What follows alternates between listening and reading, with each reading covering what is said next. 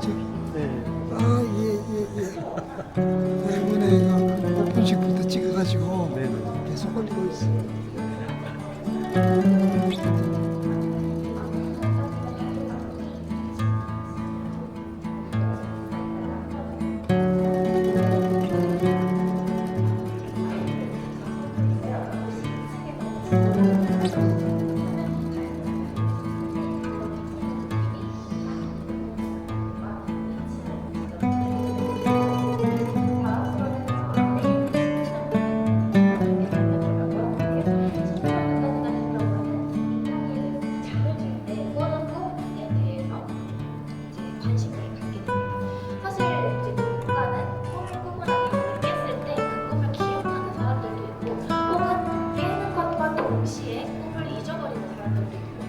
내가 꿈을 꾸지 않았다고 생각하는 사람들도 있을 텐데요. 이 신은정 작가님은 이 꿈이라고 하는 매개체에 굉장히 큰 관심을 갖게 되면서 내가 만약에 꿈을 꾸고 잠에서 깨어나게 되면은 바로 내가 어떤 꿈을 꿨는지 기록을 했다고 합니다. 그래서 이 꿈이라고 하는 것은 이제 실제로 이제 무의식의 세계와도 굉장히 많이 맞닿아 있는 지점이라고도 많이들 언급을 하는데, 그렇기 때문에 인간의 무의식 세계에 가장 쉽게 접근을 해볼 수 있는 꿈에 대해서 기록하고 이것을 연구해보는 작업들을 이어가고 있다고 합니다. 그래서 왼쪽에 있는 작품 같은 경우에는 기록하는 자라는 주제를 갖고서 이제 기록을 하는 사람이 붉은 여인으로 그려져 있게 되고요. 오른쪽 같은 경우에는 꿈꾸는 자를 주제로 해서 그린 그림이라고 합니다.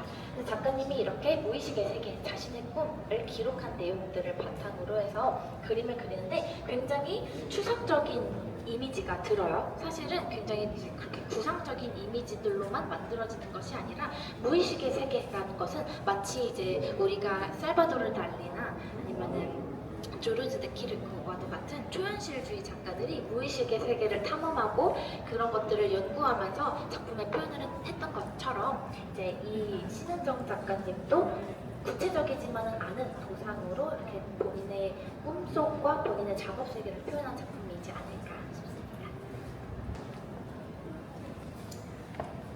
그다음에 중간 지점쯤에 와서 제가 한 가지 여러분들한테 작품을 보는 좋은 꿀팁을 말씀드리려고 하는데요.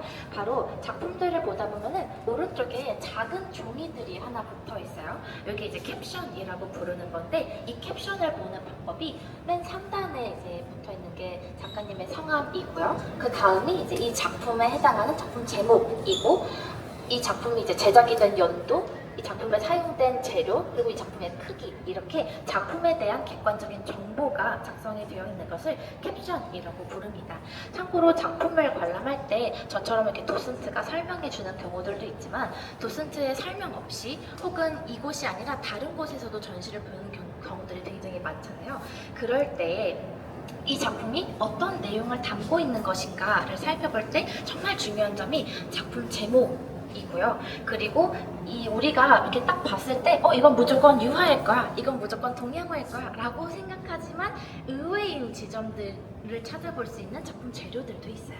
그래서 캡션을 볼 때에는 어떤 작가님이 그린 작품인지 성함도 꼭 살펴보시고, 작품의 제목, 그래서 이 작품의 제목은 사실상 작가님이 그림을 그리는 이유는 작가님이 활용할 수 있는 수많은 언어들 중에서 가장 잘 본인의 세계와 본인이 느끼는 이런 감각하는 세계들을 표현할 수 있는 언어가 미술, 그림이기 때문에 그림을 그리는 것이라고 생각하는데, 그것을 유일하게 글자로 표현을 하는 것이 작품 제목이라고 생각합니다. 그래서 작품 제목에서 유추해서 작품을 감상해 보시는 것도 굉장히 재미있을 것 같고요.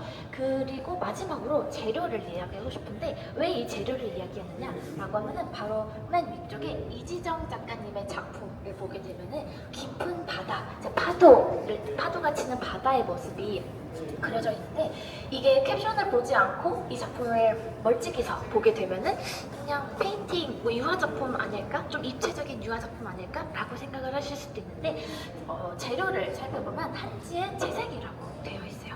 이 작품은 동양화 작품인데요. 우리가 보통 동양화라고 생각하면은 수목화나 아니면은 흑색의 이제 먹으로 그려진 그림들을 보통 생각을 할 텐데, 요즘 들어서 이제 젊은 세대들의 동양화 작가님들은 이 동양화가 갖고 있는 고정관념에서 더 벗어나서 확장된 개념의 동양화 작품들을 굉장히 많이 작업을 하고 계세요. 그래서 특히 한지를 이렇게 약간 구겨서 입체적으로 만들어서 정말 파도가 있는 듯한 느낌을 주는 동양화 작업을 감상을 하실 수가 있습니다.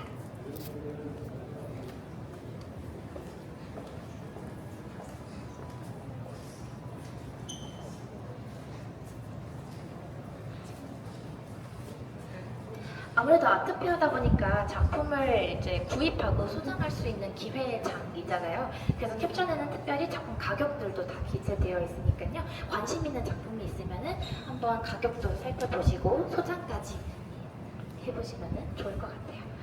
네, 그리고 그 다음으로 설명드리고 싶은 작품은 여기 위아래로 세 점 나란히 이제 일렬로 디피되어 있는 해승황이라고 하는 작가님의 작품입니다. 이 작가님 같은 경우에는 이제 어린 시절부터 지금까지 서울과 뉴욕을 오가면서 작업 활동을 하고 계신다고 하는데요. 사실 서울 그리고 뉴욕 하면 딱 떠오르는 게 아주 번쩍번쩍한 아주 높은 고층의 빌딩과 대도시의 이미지들이 떠오를 거예요. 이 작가님 같은 경우에도 너무나도 이제 대표적인 대도시들을 오가면서 살면서 사실상 너무나도 힘든 이 도시 생활에 지쳐갈 때쯤에 눈길을 사로잡게 된 게 바로 식물이었다고 합니다.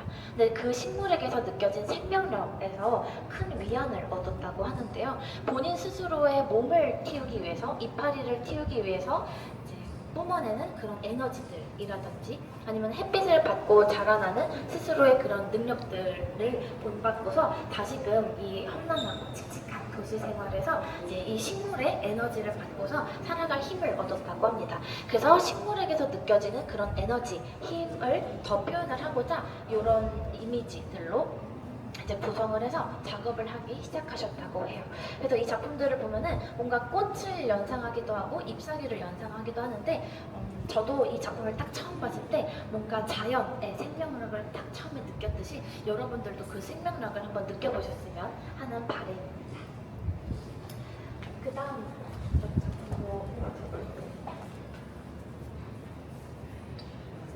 다음으로는 이하영 작가님의 작품을 소개해드리려고 하는데 특별히 이번 부천 아트페어에서의 이하영 작가님의 작품은 총 2개의 시리즈 작품들을 출품을 해주셨어요. 그래서 위에 2층에서 보실 수 있는 작품은 또 다른 시리즈인데 첫 번째 이 시리즈 같은 경우는 마치 이제 흰색 배경에 푸른색으로 그림을 그려져서 마치 청자와도 같은 청자 백자와도 같은 도자기 느낌을 주는데요. 여기 재료를 실제 보면은 또 백토 및 혼합 재료라고도 되어 있어서 그런 점들을 아주 재미있는 특징들을 유추해 볼 수가 있겠죠. 이 작가님 같은 경우는 너무 힘들었을 때 나도 모르게 바깥에 나가서 공원을 돌면서 힐링을 하고 힘들고 착잡했던 마음들을 추스리는 과정들을 거쳐오면서 나에게 공원이라고 하는 것은 어떠한 안식처이자 위안을 주는 공간이구나 라는 것을 느끼게 되었고 본격적으로 우리나라의 정원에 대해서 연구하기 시작했다고 합니다. 그래서 뭔가 이제 경복궁이라던가 창경궁이라든지 이런 조선시대에서부터 만들어진 정원들의 이미지들을 이제 조합해서 작가님의 방식으로 그런 공원, 이제 가상의 공원의 이미지들을 만들어낸 그림이라고 감상을 하실 수가 있고요. 저희는 또 쭉 지나서 오른쪽으로 가보도록 하겠습니다.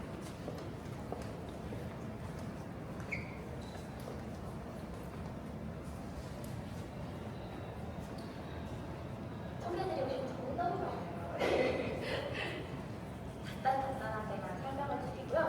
참고로 저희 이번에 50명의 작가님들이다 보니까 제가 25명에서 30명의 작가님들의 소개를 준비를 하긴 했지만 시간 관계상도 있고 여러분들 슬슬 다리도 아파오지 않을까 싶어요. 저도 오랜만에 꾸미고 나서 구두신었다가 지금 큰일 났는데 네, 그래서 제가 정말 간단하게 이 작가님들의 작품의 특징들을 설명해 드릴 텐데 만약에 나는 이다경 작가님의 작품을 더 소개를 듣고 싶다 라고 한다면 바로 뒤쪽에 초록색 이름표를 갖고 있는 아트링커 분들이 각 공간들마다 계세요. 이 아트링커가 부천 아트페어에서 새롭게 신조어로 만든 신조어인데요. 이제 아트 링크 해서 미술 작품과 관람객들을 연결해주는 아트링커라고 합니다. 그래서 그분들께 작품도 한번 문의를 주셔도 좋을 것 같고요. 그 다음으로 이다경 작가님의 작품을 소개를 해드리고 싶은데 이 이다경 작가님의 작품을 자세히 보면은 선으로 그림들이 이루어져 있다는 걸 보실 수가 있어요. 혹시 잘 안 보이시면 조금 더 가까이 와서 봐주셔도 좋을 것 같은데, 이다경 작가님에게 선이라고 하는 것은 이제 우리가 보통 글씨를 쓸 때 선으로 글씨가 이루어지잖아요. 근데 이 이다경 작가님께 그림이라고 하는 것은 글씨를 대체하는 언어라고 생각하기 때문에 선을 이용해서 그림을 그렸다고도 합니다. 그리고 이 그림의 재미있는 특징이 아크릴로 그림을 그렸다는 점인데, 아주 치밀하게 섬세한 얇은 붓으로 그림을 그려서 정말 완벽한 구도를 자랑하는 이런 선으로 이루어진 그림들을 감상하실 수가 있고요. 그 다음에 오른쪽으로 와서 보게 되면은 김현호 작가님의 검정색 작품들 두 점을 보실 수가 있습니다.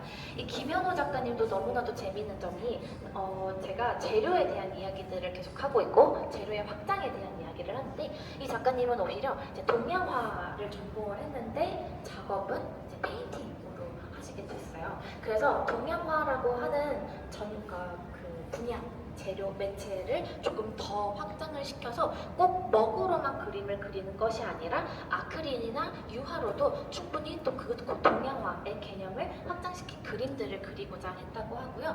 이 김현호 작가님 작품의 특징 같은 경우에는 헤비 글로우 미디움이라고 하는 아주 질퍽질퍽한 재료가 있어요. 어떤 걸 비유를 하면 좋을까요? 약간 아크릴 물감에 섞어서 쓰는 미디엄 재료인데, 이 재료가 마치 찹쌀풀처럼 아주 찐득찐득하고 입체감을 갖고 있는 재료가 있습니다. 이제 그 재료로 먼저 이제 풍경화를 그림을 그린 다음에 마치 동양화 그림을 그릴 때 이제 이렇게 화판에다가 동양화 종이, 순지나 아니면 장지 같은 것을 배접을 하는 것처럼 이 작가님도 마치 종이를 다시 배접시켜서 하나의 레이어층을 만드는 것처럼 그 위에 이제 카본 블랙을 쭉 얹어냈다고 해요.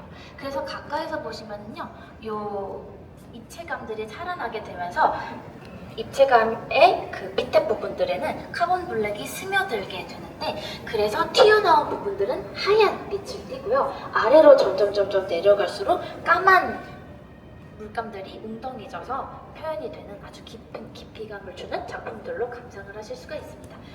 멀리서는 잘 안 보일 수도 있어요. 조금 더 가까이 와서 보시게 되면요, 그러한 텍스처, 질감들의 특징들을 감상을 하실 수가 있어요.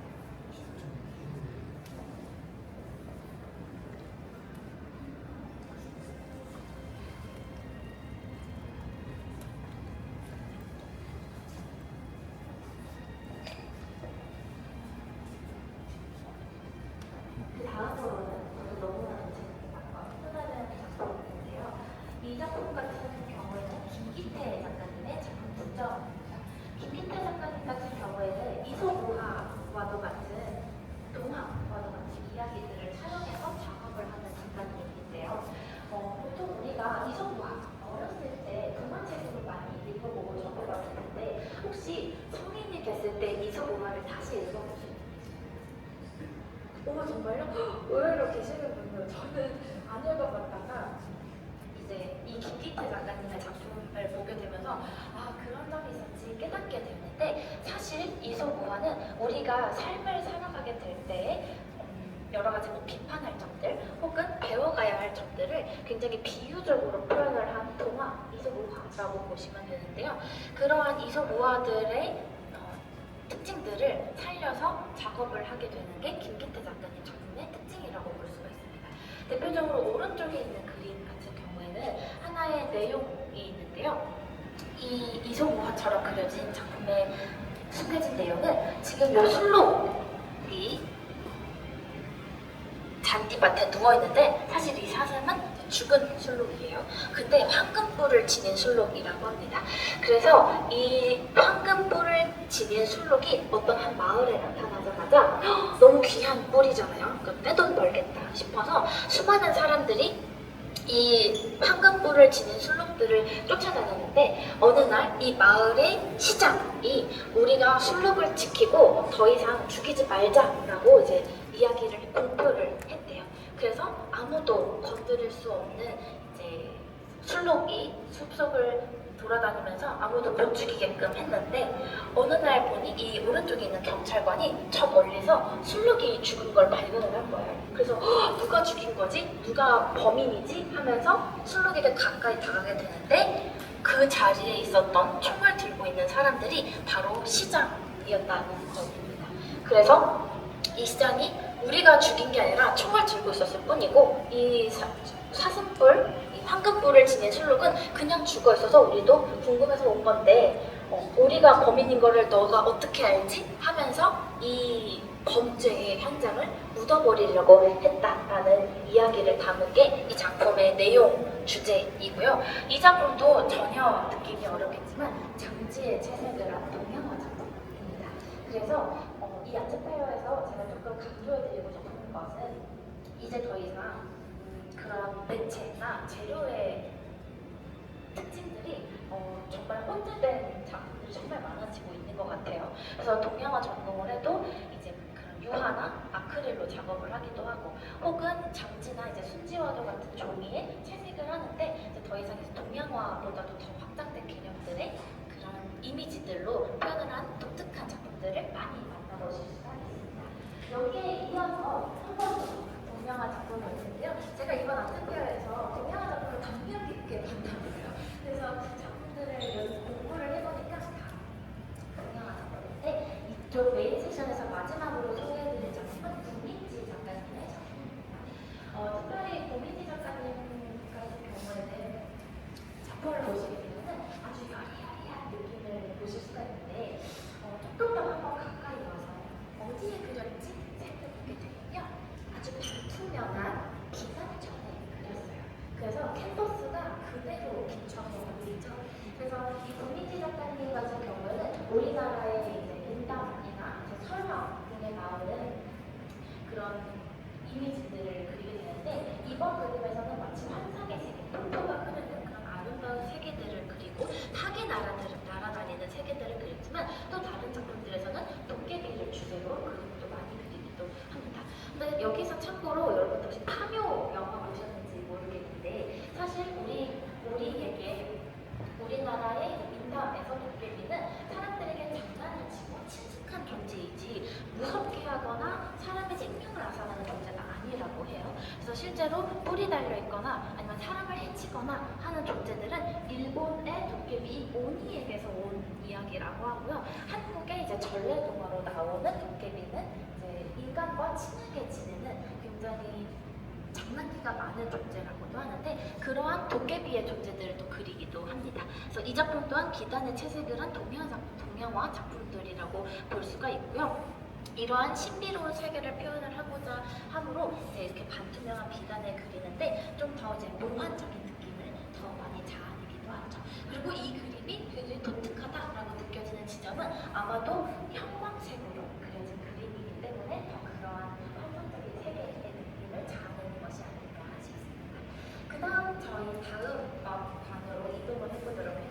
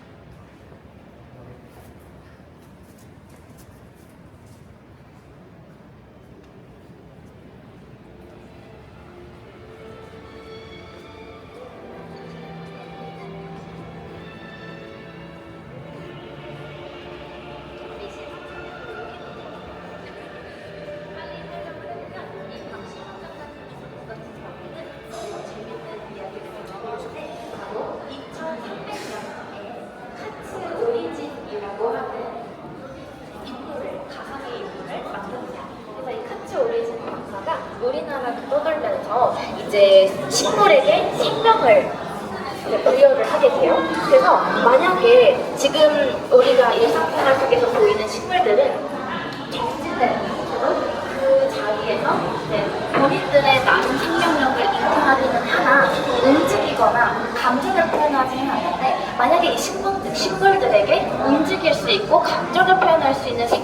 주게 되면은 어떤 세상으로 만들어질까라고 하는 궁금증에서 만들어졌다고 합니다.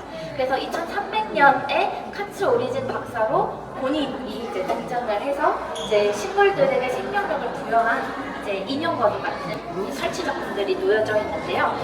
지금 맨 왼쪽 같은 경우에는 노루귀꽃에서부터 영감을 받아서 사족 보행을 하는 꽃인데 굉장히 활달하고 아주 쾌활한 성격이라고 이제 성격을 부여를 해줬고요. 만약에 기분이 너무 좋은 날에는 얼굴 쪽에 있는 부분에서 꽃가루를 날리는 특징을 갖고 있다고 합니다. 그 다음으로는 여기 중간에 있는 작품 같은 경우에는 각시붓꽃의 꽃에서 영감을 받아서 만들어진 건데요. 이 각시붓꽃 작품 같은 경우에는 이제 유전자 변형으로 인해서 다리가 3개로 태어나게 되는데 다리가 3개로 태어나는 바람에 성격이 너무 급하대요. 그래서 너무 급하게 맨날 쫄쫄쫄쫄 뛰어다니는 게 이 각시붓꽃 작품의 특징이고요. 그리고 꽃잎들마다 눈이 달려있어서 360도 어디든 한 번에 눈으로 이제 시야를 볼 수 있는 게 이 생명체의 특징이라고 합니다. 그리고 마지막으로 이 작품은 광대식물 작품인데요. 정말 보이는 것처럼 약간 그런 서커스나 광대와도 같은 이미지들을 갖고 있는데 실제로 이제 서커스단에서 일을 하는 이제 생명체로 작가님이 이렇게 컨셉을 만드셔서 이제 이 작품 같은 경우에는 지금 여기 보시면은 수술이 이제 3개가 달려있는데 각각 다 다른 인격을 갖고 있어서 이 작품에는 3개의 자아를 갖고 있다고 해요. 그래서 서로 싸운다고 합니다.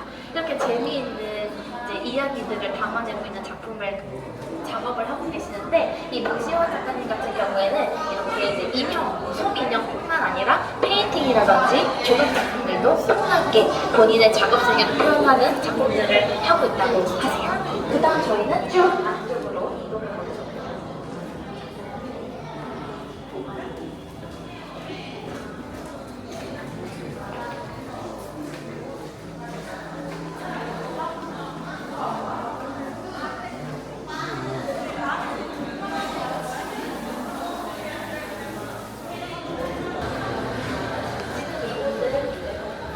작업도 이제 작품의 일환으로 감상을 하실 수 있습니다. 혹시 여러분 제프리스의 벌룬도 아시나요? 들어보신 적 있으실까요? 정말 딱 이렇게 생긴 아주 큰 화려한 조각상인데요. 이 제프리스는 아주 독특한 이력을 갖고 있는데 미국 태생이고 1955년생이에요. 근데 지금도 여전히 활발하게 활동을 하고 있는 예술가인데 이 제프리스의 특별한 특징은 무엇이냐면 바로 살아생전에 태국가액을 달성한 흑인이라는 점입니다. 뭐 세잔이나 모토의 작품들도 물론 국가의 경제에 들어가지만 그 화가들은 이 사고의 거래에 약한 것처럼 하면 제프리스는 살아있는 작품이에요. 그러면 지금 제가 보여드리는 이 사진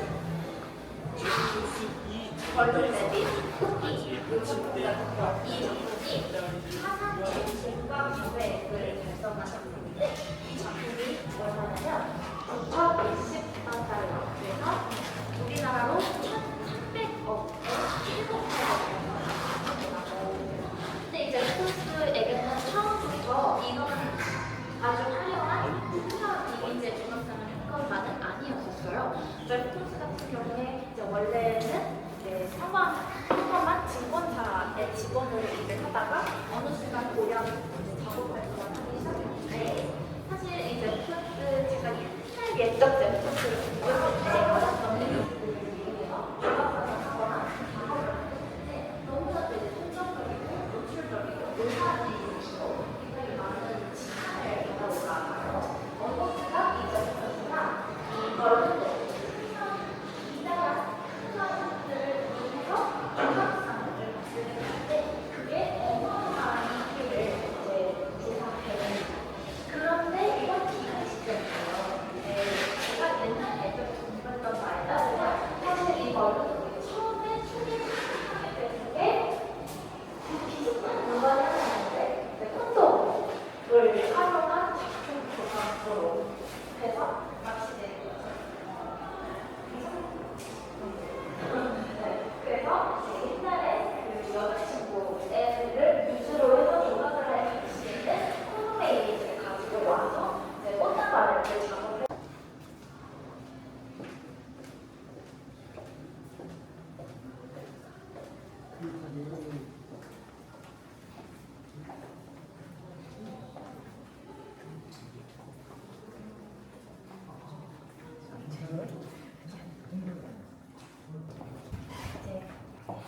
안쪽 공간에 둘러보고 밖으로 나와주시면 되는데 바로 여기는 이제 쓰레기들을 이제 집어 올리는 크레인을 조종하던 조종실이었고요. 실제로 지금 창문 바깥으로 보이는 풍경들이 크레인으로 이제 쓰레기들을 집어 올리던 공간들을 보실 수가 있습니다.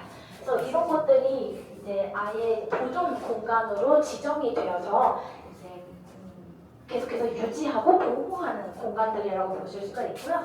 사실 이런 것 보면 되게 세트장 같은 느낌이 드는데 1990년대에 지어진 공간인 만큼 그때 당시 아주 옛날의 기계 설비들을 그대로 갖추고 있다는 것 점이 이 아트벙커의 특징이기도 합니다. 그 다음으로 다시 밖으로 나가면서 이분들을 감상을 해볼 텐데요. 중간중간 제가 아까 설명드렸던 작가님들의 다른 작품들도 발견을 하실 수가 있고요. 아까 그 호물소배 네, 모래라고 쓰여있는 작품으로 보실 수가 있어요. 그 다음으로 이 공간에서 이제 주요하게 설명드릴 작품은 조건아 작가님의 작품입니다.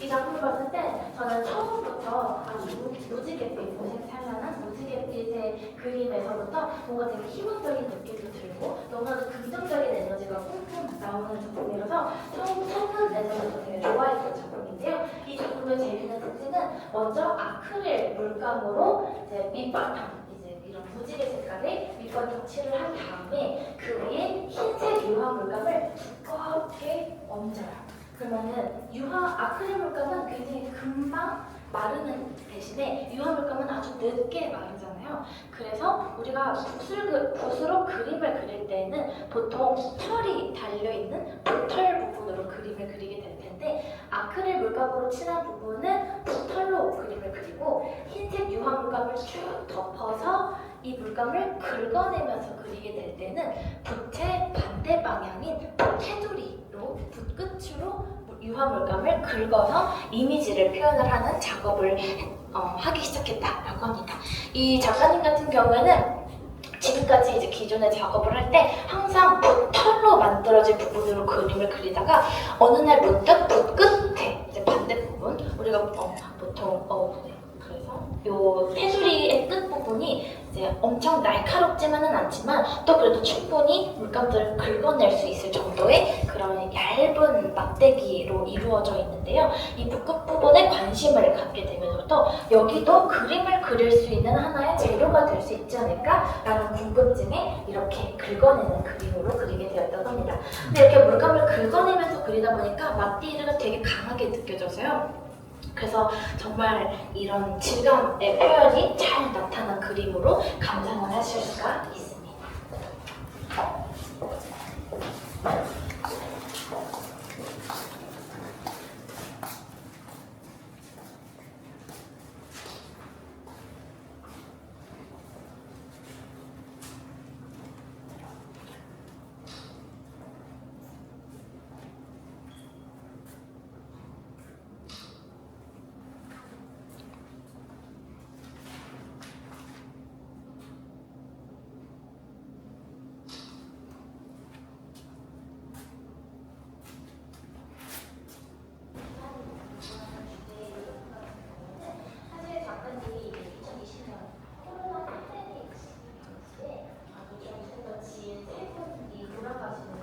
목격을 하게 되면서부터 무덤이나 낙골당과도 같은 곳들을 굉장히 자주 방문을 하게 되셨다고 합니다.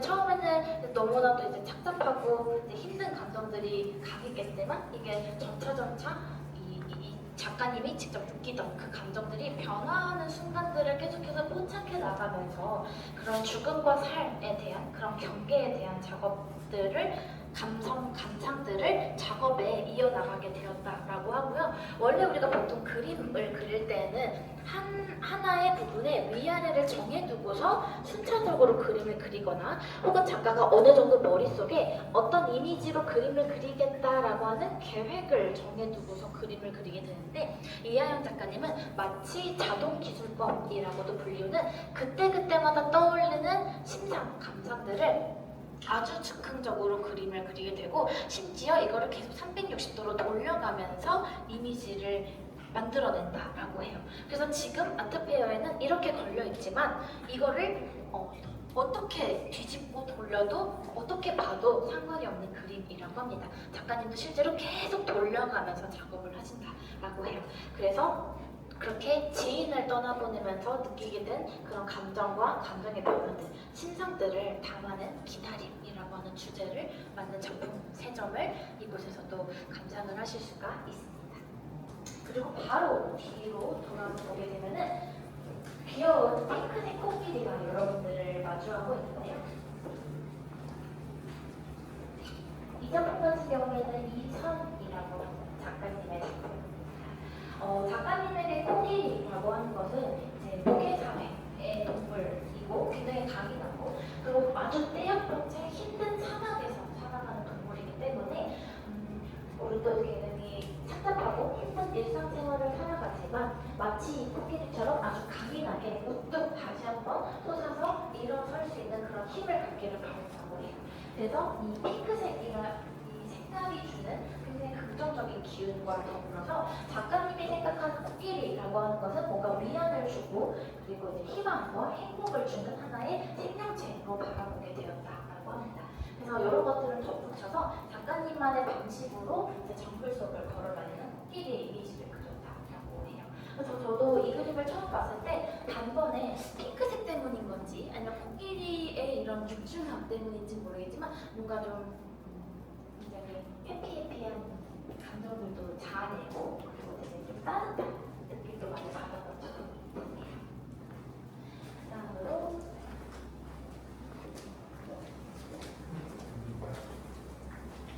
여기서도 또 김정은 작가님의 최전의 작품들을 보실 수가 있는데 1층에서 작가님께서 또 설명해 주셨던 것처럼 여기서도 그런 꽃말을 바탕으로 한 작품들을 보실 수가 있습니다.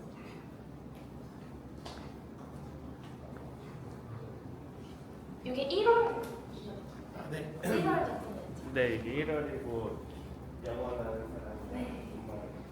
이 작품 같은 경우에는 우리가 이제 처음 사랑을 느끼고 발견을 하게 될 때 너무나도 기쁘고 설레는 감정도 느끼지만 또 동시에 어느 정도 긴장감도 갖고 이 사랑이 어떻게 될까라고 하는 두려움도 느끼게 될 텐데 이 꽃도 마치 이 하얗게 그려진 이들이 처음 이 꽃을 발견을 하는 것처럼 마치 우리가 새해를 맞이하는 1월처럼 아주 반가운 마음으로 지금 꽃을 발견하는 형태를 보여주고 있는데 이게 1월의 영원한 사랑이라고 하는 제목을 갖고 있는 작품입니다. 그래서 1층에서 작가님이 설명해 주셨던 내용을 토대로 또 연결지어서 작품을 감상해 보셔도 좋을 것 같습니다. 네, 그리고 이제 마지막으로 이 공간에 대해서 한번 소개를 해드리고 저희 1시간가량의 로스트 투어를 마무리 지으려고 하는데요. 지금 여기 제 뒤로 보이는 곳은 유해진풍기 공간이어서 보시면은 한번 가까이 와서 보시면요. 유리창으로 막혀있으니까 안전할 거예요. 이게 1층부터 이제 2층까지 길게 뻗어져 있는 이 공간인데 이 공간 같은 경우에는 충분히 정화를 거친 재와 이제 연기들을 걸러내서 밖으로 보내는 소품고의 역할을 하던 공간이라고 합니다. 그런데 이제 옛날 시설을 그대로 보존을 하고 있어서 이곳 또한 이제 저쪽 크레인 조종실과 마찬가지로 이제 보존 구역으로 지정이 된 공간이라고 하고요. 사실 우리가 지금 전시장으로 보고 있는 이 공간은 기계 설비들이 마구마구 모여있던 공간들인데 이제 더 이상 여기를 쓰레기 소각장으로 사용하지 않게 됨과 동시에 그 기계들을 다 이제 처분을 하게 되면서부터 비어있는 공간을 문화생활시설로 지금 이용 및 대관도 하고 이렇게 여러 가지 행사들을 진행을 하고 있다고 합니다. 저희 마지막으로 이제 저와 함께 1시간가량 둘러본 이 전시가 아트페어이기도 한데요. 그래서 이제 관심이 가는 작품들은 아까 설명드렸듯이 아트 링커 분들에게도 한번 문의를 해주시면 좋을 것 같고요. 특별히 이번 부천 아트페어에서는 제가 오늘 하루 종일 1시간 동안 들고 있는 이 가방은 작품을 구입을 하시게 되면 이 협업사로 지금 함께 하고 있는데 이게 작품 포장백이에요. 그래서 여러분들이 작품을 만약에 소장을 해서 집으로 가져가게 될 때 사실 이제 일회용 뽁뽁이로 포장을 하거나 아니면 포장이 안 된 상태의 작품을 받게 될 텐데 그러면 사실 손상될 수도 있고 위험.